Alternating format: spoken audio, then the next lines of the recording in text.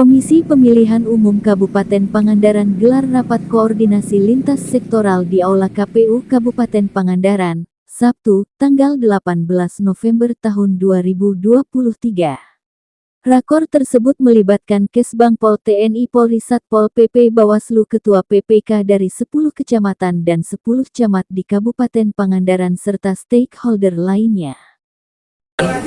Melakukan rapat koordinasi persiapan kampanye. Memang kampanyenya sendiri baru akan digelar tanggal 28 November tahun 2023 atau 25 hari setelah penetapan DCT. Tetapi kita koordinasikan menyangkut soal beberapa mekanisme pengertian, jenis, metode kampanye yang akan dilaksanakan oleh peserta pemilu.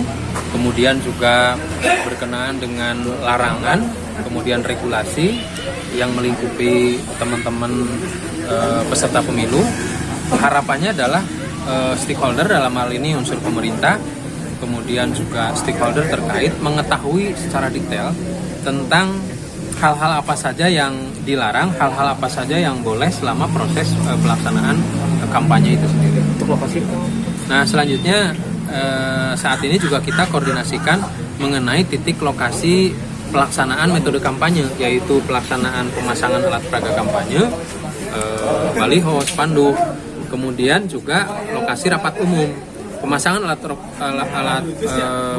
alat peraga kampanye sendiri dipasang di tempat yang sudah ditetapkan melalui SK KPU, dan KPU Kabupaten Pangandaran setelah mendapatkan rekomendasi atau tempatnya dikoordinasikan dengan pemerintah daerah.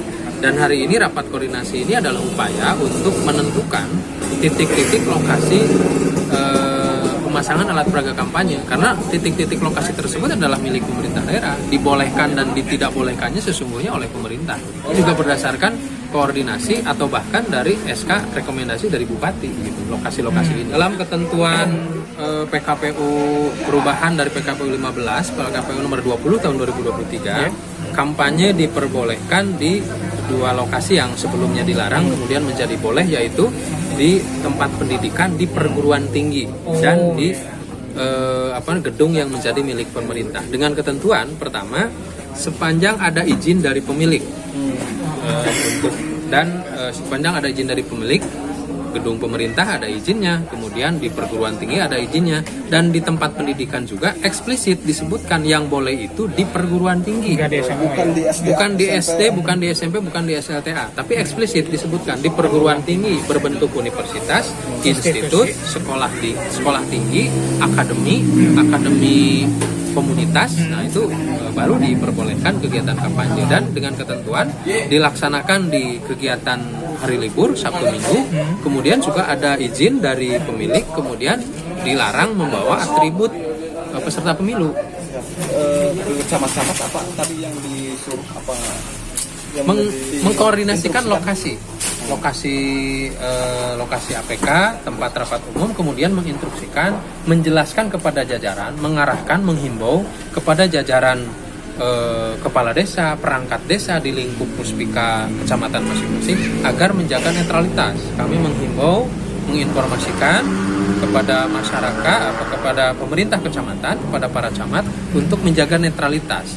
Satu sisi memang terkait pengaturan pemilu, yang kedua juga soal kondusivitas, soal kondusivitas pelaksanaan pemilu di masing-masing kecamatan.